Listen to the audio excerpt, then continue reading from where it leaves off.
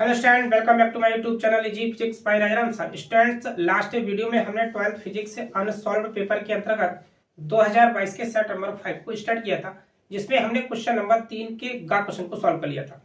आज की इस वीडियो में क्वेश्चन नंबर 3 गा और 4 के सभी क्वेश्चन को सॉल्व करेंगे। स्टूडेंट्स, अगर आप चैनल पे पहली बार वॉच कर रहे हैं तो चैनल को सब्सक्राइब कीजिए और बेल आइकन को प्रेस कर लीजिए। स्टूडेंट्स, स्टार्ट करते हैं आज की वीडियो। क्वेश्चन नंबर 3 का घ प्रश्न, तांबे के तारों के द्रव्यमान क्रमशः 1:3:5 के अनुपात में है तथा उनकी लंबाई 5:3:1 के अनुपात में है। उनके वैद्युत प्रतिरोधों में क्या अनुपात होगा? ठीक है, क्वेश्चन में M1:M2:M3 दे रखा है। ठीक है, द्रव्यमानों में अनुपात, और ये दे रखा है लंबाई में अनुपात L1:L2:5:3:1। ठीक है, हमें फाइंड करना है वैद्युत प्रतिरोधों में अनुपात R1:R2:R3, ये हमें फाइंड करना है। ठीक है, हम जानते हैं सूत्र हमारा होता है R बराबर रो इंटू L/A, जहां रो क्या है विशिष्ट प्रतिरोध और L क्या है चालक तार की लंबाई और A उसका एरिया। ठीक है, हमने क्या किया, L से ऊपर नीचे मल्टीप्लाई कर लिया। ठीक है, तो L इंटू एल हो गया और यहाँ पे जाएगा A into L. L into L बन जाएगा L² और A इंटू एल आपका बन जाएगा A इंटू एल। क्या होता है क्षेत्रफल गुणा लंबाई, ये बन जाता है आपका आयतन। ये आपका तार का आयतन हो गया। परंतु हम जानते हैं कि आयतन B बराबर क्या होता है द्रव्यमान बटे घनत्व। ठीक है, आयतन बराबर B, आयतन क्या हमारा B बराबर द्रव्यमान बटे घनत्व। द्रव्यमान को M से और घनत्व को D से दर्शाते हैं। ठीक है, तो M/D, B बराबर M/D। B की वैल्यू यहाँ पर पुट करेंगे M/D, तो हमें मिलेगा R बराबर रो इंटू L², और यहाँ पर क्या आ जाएगा M/D, और D पहुंच गया क्या ऊपर, तो इसको लिख सकते हैं R बराबर rho into L² into D और अपॉन में M। चूंकि रो और D ये क्या है आपके नियत है, ठीक है ना, इनकी वैल्यू क्या है नियत है, तो इसको हम लिख सकते हैं R proportional to L² upon में M। ठीक, इसी आधार पे हम लिख सकते हैं R1:R2:R3 बराबर L1² upon M1, L2² upon M2, L3² upon M3। L1, L2, L3 की वैल्यू पुट करेंगे यहाँ से, तो क्या मिल जाएगा 5 का स्क्वायर, 3 का स्क्वायर और 1 का स्क्वायर अपॉन में M1, M2। इनकी वैल्यू पुट करेंगे तो 1:3:1। ठीक है, तो 1, 3 और 5। 5 का स्क्वायर कितना हो जाएगा यहाँ पे 25, 3 का स्क्वायर 9 अपॉन में 3 और 1 का स्क्वायर 1। 3 से डिवाइड करेंगे 3 3 या 9, इसको मिलेगा 25:1:3/1 अनुपात में 1/5। ठीक है, इसको हम चेंज करेंगे समानुपात के रूप में। ठीक है, समानुपात के रूप में चेंज करेंगे तो क्या हो जाएगा 5, इसका एलसीएम आ जाएगा। 5 की गुणा करेंगे किससे 25 से, 25 5 125 और 5 3 15 और अनुपात 1। ठीक है, तो आपको ये मिल जाएगा फाइनल आंसर R1:R2:R3 बराबर 125:15:1। ठीक है, इसके बाद नेक्स्ट क्वेश्चन है क्वेश्चन नंबर 4 का प्रश्न, नाभिकीय संलयन से क्या तात्पर्य है? क्वेश्चन नंबर 4 का नाभिकीय संलयन। ठीक है, नाभिकीय संलयन क्या होता है? नाभिकीय संलयन जब दो हल्के नाभिक परस्पर संयुक्त होकर एक भारी नाभिक का निर्माण करते हैं तो यह प्रक्रिया नाभिकीय संलयन कहलाती है। ठीक है ना, जब दो हल्के नाभिक परस्पर संयुक्त होकर एक भारी नाभिक का निर्माण करते हैं तो यह प्रक्रिया कहलाती है नाभिकीय संलयन। जैसे 1H3 प्लस 1H2, 1H3 क्या है ट्राइटियम, ठीक है ना, हाइड्रोजन का समस्थान है, और 1H2 क्या है ड्यूटेरियम। ठीक है, तो जब एक ट्राइटियम और ड्यूटेरियम परस्पर संयुक्त होते हैं तो मिलकर एक हीलियम परमाणु का निर्माण करते हैं। ठीक है, हीलियम नाभिक का निर्माण करते हैं जो कि क्या है एक भारी नाभिक है। ठीक है, और साथ ही साथ इसमें क्या निकलता है +0N1 एक न्यूट्रॉन। ठीक है, क्या निकलता है न्यूट्रॉन। ये आपका हो गया हीलियम, ठीक है ना, हीलियम, और ये आपका क्या है न्यूट्रॉन। ठीक है, और इसके साथ ही इसमें निकलती है अपार ऊर्जा। ठीक है, तो ये हो गया नाभिकीय संलयन। इसके बाद क्वेश्चन में पूछा है कि यह क्रिया नाभिकीय विखंडन से किस प्रकार भिन्न है? नाभिकीय विखंडन क्रिया में भारी नाभिक दो हल्के नाभिकों में आसानी से टूट जाता है। ठीक है ना, नाभिकीय विखंडन अभिक्रिया कराना क्या है आसान है, परंतु नाभिकीय संलयन अभिक्रिया के लिए बहुत अधिक ऊर्जा की आवश्यकता पड़ती है। ठीक है, नाभिकीय संलयन अभिक्रिया कराने के लिए हमें बहुत ही एनर्जी की आवश्यकता पड़ती है, इसलिए नाभिकीय विखंडन, नाभिकीय संलयन अपक्रिया कराना बहुत ही कैसा काम है, कठिन कार्य है। नाभिकीय संलयन अपक्रिया कराने के लिए हमें नाभिकीय विखंडन से प्राप्त एनर्जी का इस्तेमाल करना पड़ता है, ठीक है ना। इसका जो एग्जाम्पल है वो क्या है, सूर्य। प्रश्न में कहा है कि इस नाभिकीय प्रकृति में नाभिकीय संलयन का एक उदाहरण दीजिए, ठीक है। तो प्रकृति में नाभिकीय संलयन का उदाहरण क्या है, सूर्य, ठीक है ना। नाभिकीय संलयन प्रक्रिया के लिए क्या है, सूर्य। इसके बाद नेक्स्ट क्वेश्चन है क्वेश्चन नंबर 4 का खा प्रश्न। निम्न प्रदर्शित परपथ में की सहायता से I1, I2 तथा I3 के मान ज्ञात कीजिए, ठीक है। एक सर्किट दे रखा है, ठीक है, जिसमें 11 वोल्ट की एक बैटरी है। क्योंकि इसमें प्रश्न में आपको जो दिया है इसमें मेंशन नहीं है, तो आप यहाँ लिखेंगे 11 वोल्ट, ठीक है।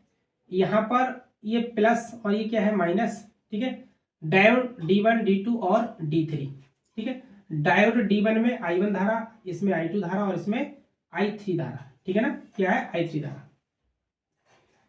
चूंकि यहाँ पर जो डायोड आपका D1 डायोड है, D1, ठीक है, जो D1 डायोड है वो कैसा है, उत्क्रम अभिनत है, ठीक है ना। क्योंकि ये प्लस सिरा किससे कनेक्ट है, इसके एन टाइप क्रिस्टल से, ठीक है ना। एन टाइप क्रिस्टल से, पी का एन से, तो ये क्या हो गया, उत्क्रम अभिनत। तो ये जो 50 ओम का प्रतिरोध है वो कैसा होगा, प्रभावहीन होगा, ठीक है ना। इसमें कोई विद्युत धारा प्रवाहित नहीं होगी, ठीक है। इसको हम कैंसिल कर सकते हैं, ठीक है ना, D1 वाले के लिए, ठीक है। अर्थात इसका मतलब I1 जो 50 ओम का प्रतिरोध, इसमें कोई विद्युत धारा प्रवाहित नहीं होगी, ठीक है। तो D1 डायोड उत्क्रम अभिनत है, अतः इसमें विद्युत धारा प्रवाहित नहीं होगी, ठीक है। अब इसमें विद्युत धारा प्रवाहित नहीं होगी तो हमारे पास क्या बचता है, D2 और D3, ठीक है। D2 और D3। अब हमें क्या फाइंड करना है, हमें फाइंड करना है संपूर्ण परिपथ का प्रतिरोध, तुल्य प्रतिरोध कितना होगा, ठीक है। तो इसके लिए हम क्या करेंगे, ये 50 ओम और 150 ओम, 150 ओम, ठीक है। 50 ओम और 150 ओम ये आपके होंगे किसमें, समांतर क्रम में, ठीक है ना, समांतर क्रम में होंगे। तो 50 ओम बाई 150 ओम परस्पर समांतर क्रम में होंगे, अतः इनका जो तुल्य प्रतिरोध मिल जाएगा, हम मान लेते हैं R1, ठीक है। गुणा करेंगे 50 गुणा 150 बटे 50 प्लस 150, ठीक है। आपको क्या मिल जाएगा, 50 गुणा 150 और 50 और 150 ही कितना हो जाएगा, 200। 0 से 0 कैंसिल करेंगे, 15 पंजे 75 बटे में 2, ठीक है। तो 75 बटे 2 ओम मिल जाएगा। इसके बाद अब ये 75 बटे 2 ओम बा और 100 ओम, ठीक है ना, ये आपका 100 ओम ऊपर लगा है। तो ये 75 बटे 2 ओम और 100 ओम, चूंकि क्या है, D1 डायोड क्या निष्क्रिय है, तो इसमें कोई भी धारा प्रवाहित नहीं होगी, ठीक है। तो ये कैसा होगा, प्रभावहीन। तो 75 बटे 2 ओम और 100 ओम, ठीक है। 75 बटे 2 इसका आ गया तुल्य प्रतिरोध, और 100 ओम ये कौन से क्रम में जाने, श्रेणी क्रम में। अतः परपथ का जो तुल्य प्रतिरोध मिलेगा R बराबर 75 बटे 2 ओम प्लस 100 ओम। आप ऐड करेंगे तो ऐड करने के बाद आपको मिल जाएगा कितना, 2 से गुणा करेंगे 100 में तो आपका 275 बटे 2 ओम, ठीक है। तो ये हो गया आपका परिपथ का तुल्य प्रतिरोध, ठीक है। इसके बाद हम देखते हैं इसमें विद्युत धारा कितनी प्रवाहित होगी, ठीक है। अतः परिपथ में प्रवाहित धारा, ठीक है। I बराबर क्या होता है, V अपॉन R, ठीक है। तो I बराबर B, तो B का मान कितना रखा आपका 11 वोल्ट, ठीक है। ये आपका 11 अपॉन R का मान कितना हो जाएगा, 275 बटे 2, ठीक है। तो यहाँ से I बराबर आपको मिल जाएगा 2 ऊपर पहुंचेगा 11 गुणा 2 अपॉन 275, ठीक है। यहाँ से डिवाइड करेंगे 11 दूनी 22 और 11 पंजे 55, तो I बराबर मिलेगा आपको 2/25 एम्पियर, ठीक है, 2/25 एम्पियर। अब इसके बाद अब यहाँ देखते हैं कि हमें I2 और I3 क्या करना है, फाइंड करना है, ठीक है। क्योंकि ये क्या है, निष्क्रिय है, ठीक है। तो हम यहाँ लेंगे एक का हमारा बंद पास बनेगा किरचॉफ के द्वितीय नियम से, है ना। यहाँ लिखेंगे प्रथम स्थिति में किरचॉफ के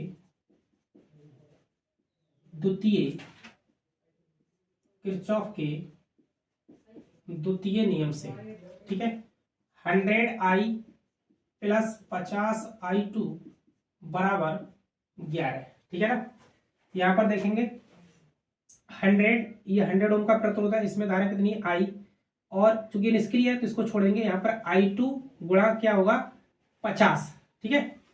तो 100I प्लस क्या आ जाएगा आपका 50I2 बराबर 11, ठीक है।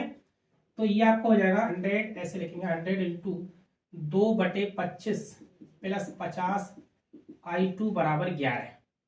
25 से कैंसिल करेंगे, 25 दूनी 50, और यहाँ से आपको क्या मिल जाएगा 2 दूनी 4 प्लस 50I2 बराबर कितना 11 मिल जाएगा, ठीक है ना। 11 सॉरी 25 चौका 100 होना चाहिए, 25 चौका 100, 4 दूनी 8, ठीक है 8 होगा। यहाँ से 50I2 बराबर 11 और यहाँ पे माइनस का 8, तो यहाँ से I2 बराबर 11 में से 8 घटाएंगे तो कितना बचेगा 3, और अपॉन में क्या जाएगा 50, ठीक है। तो ये आपको गया I2 का मान। इसके बाद किरचॉफ के द्वितीय नियम से हम पुनः क्या करेंगे, ये जो बंद पास है आपका ये वाला, ठीक है ना, बंद पास मान लीजिए ये वाला है आपका, यहाँ से D1 और D2 वाला, ठीक है। तो 50 ओम और इसमें क्या है 150 ओम, ठीक है। धारा I1 की दिशा है ना इस टाइप से, तो I2 और इंटू I3 है ना, इस बारे में देखेंगे। तो ये आपको मिल जाएगा, तथा दूसरी बार हम लिख सकते हैं किरचॉफ के नियम से कितना लिख सकते हैं, ये लिख सकते हैं 50I2 माइनस का, ठीक है, माइनस का क्या हो जाएगा 150I3 बराबर 0, ठीक है ना। 150I3 0, क्योंकि देखो यहाँ से अगर किरचॉफ का नियम निकलेंगे, यहाँ पे धारा कितनी है I2, अगर धारा की दिशा हम इस प्रकार से ले रहे हैं तो धारा इससे जाएगी और घूम के इधर, ठीक है, इधर जा आएंगे तो विपरीत I3 का मान क्या हो जाएगा विपरीत दिशा में हो जाएगा, ठीक है। तो यहाँ पर आ जाएगा आपका माइनस का 50I2 का मान हमारे पास है, तो हम इसको लिख सकते हैं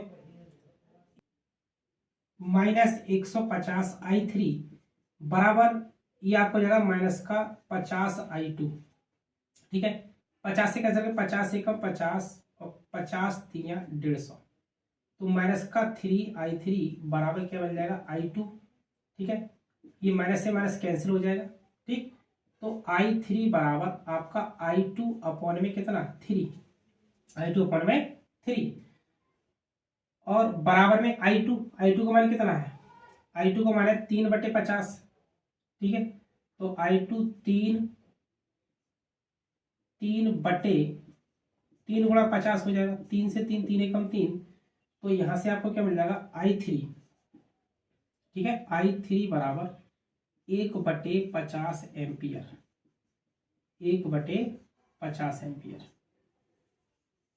ठीक है, 1/50 एम्पियर। तो ये आपको हो गया I का मान आ गया, ठीक है, I2 का भी मान आ गया और I3 का भी मान हो गया, ठीक है, ठीक है। तो I बराबर क्या मिल जाएगा I1 बराबर क्या है 0, ठीक है, क्योंकि इसमें कोई धारा विद्युत धारा प्रवाहित नहीं होगी, ठीक है। तो ये आपको हो गया क्वेश्चन नंबर 4 का खा प्रश्न। ना इसके बाद नेक्स्ट क्वेश्चन है, क्वेश्चन नंबर 4 का प्रश्न है, जब एक धातु पृष्ठ पर लैम्डा तरंगदैर्घ्य का एक बड़ी प्रकाश आपतित होता है तब प्रकाश वैद्युत धारा के लिए निरोधी विभव 3 वोल्ट होता है।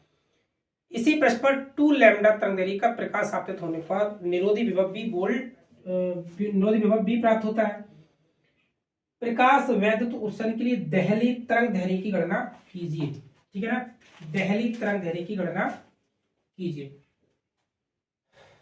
क्योंकि हम जानते हैं कि गतिज ऊर्जा है ना, गतिज ऊर्जा E के बराबर क्या होता है EV0, ठीक है, जहां V0 क्या है निरोधी विभव, ठीक है ना, निरोधी विभव। हमें फाइंड करना है लैम्डा नॉट, क्या फाइंड करना है लैम्डा नॉट। तो E के बराबर हम लिखते हैं E माइनस W बराबर EV0, ठीक है ना, बराबर क्या होता है EV0, और हम लिख सकते हैं E बराबर HC अपॉन लैम्डा माइनस का W बराबर, और यहां लिख सकते हैं EV0। प्रथम अवस्था में ना, प्रथम शर्त क्या दे रखी है, प्रथम शर्त फर्स्ट कंडीशन में क्वेश्चन में कहा है कि लैम्डा तरंगदैर्घ्य का एक बड़ी प्रकाश आपतित होता है तब प्रकाश वैद्युत धारा के लिए निरोधी विभव कितना होता है 3b। ठीक है, तो प्रथम कंडीशन में Hc अपॉन तरंगधैर्घ्य लैम्डा रहेगी माइनस डब्लू, डब्लू क्या है कार्य फलक। ठीक है, तो E और B नॉट का जो मान रखा है वो कितना रहेगा हमारा 3b, कितना रहेगा 3b। ठीक है, 3b हो जाएगा। सेकंड कंडीशन में 2 लैम्डा, ठीक है ना, तो द्वितीय शर्त के अनुसार क्या दे रखा है Hc अपॉन लैम्डा की जगह क्या रखेंगे 2 लैम्डा बराबर में कितना मिल जाएगा 2 लैम्डा माइनस का W और बराबर मिलेगा आपको E इंटू वी। ठीक है, E इंटू बी, इसको इक्वेशन 1 डालेंगे, इसको इक्वेशन 2 डालेंगे, समीकरण 2 में 3 से गुणा करेंगे। ठीक है, गुणा करके घटाने पर। ठीक है, समीकरण इसमें क्या करेंगे गुणा करेंगे 3 से 2 में, तो 3Hc अपॉन 2 लैम्डा माइनस का 3W बराबर E गुणा इसको लिख सकते हैं 3b। ठीक है, 3 से गुणा करेंगे तो E गुणा 3b हो जाएगा, और ये भी आपको हो गया E गुणा 3b।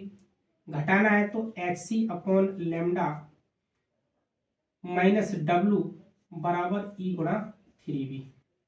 घटाने पर क्या होंगे चिन्ह आपके ये चेंज हो जाएगा, ये माइनस हो जाएगा। ठीक है, यहां से आपका 3Hc, ठीक है, Hc अपॉन लैम्डा क्या है कॉमन है, Hc अपॉन लैम्डा ये कॉमन आ जाएगा, यहां से बचेगा 3/2 और यहां से बचेगा माइनस का 1 और यहां से बचेगा आपका माइनस का 2W और ये प्लस का और ये माइनस का ही हो जाएगा कैंसिल बराबर में 0।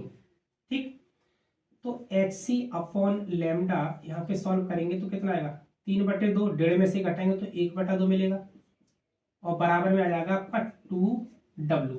ठीक है, कितना मिल जाएगा 2W मिल जाएगा। ठीक है, इसके बाद Hc अपॉन कितना बन जाएगा 2 लैम्डा। ठीक है ना, Hc अपॉन में ये अपॉन में 2, तो Hc अपॉन 2 लैम्डा बराबर 2 इंटू W। W को हम लिख सकते हैं Hc अपॉन लैम्डा नॉट। ठीक है ना, Hc अपॉन लैम्डा नॉट, और लैम्डा नॉट क्या है दहली तरंग धैर्घ्य। ठीक है, दहली तरंग धैर्घ्य, Hc से Hc क्या हो जाएगा कैंसिल। ठीक है, तो ये आपको मिलेगा 1/2 लैम्डा बराबर 2/लैम्डा नॉट, क्रॉस मल्टीप्लाई करेंगे तो लैम्डा नॉट बराबर 2 दूनी 4 लैम्डा। ठीक है, तो लैम्डा नॉट बराबर मिल जाएगा आपका 4 लैम्डा, और यही हमें क्या करना था फाइंड करना था। ठीक है, तो स्टूडेंट्स आज की वीडियो को यहीं समाप्त करते हैं, मिलते हैं नेक्स्ट वीडियो में। नेक्स्ट वीडियो में शेष क्वेश्चंस को सॉल्व करेंगे। स्टूडेंट्स अगर वीडियो आपको हेल्पफुल रहा हो तो लाइक कीजिए और वीडियो को शेयर भी कर दीजिए। Thank you so much for watching this video.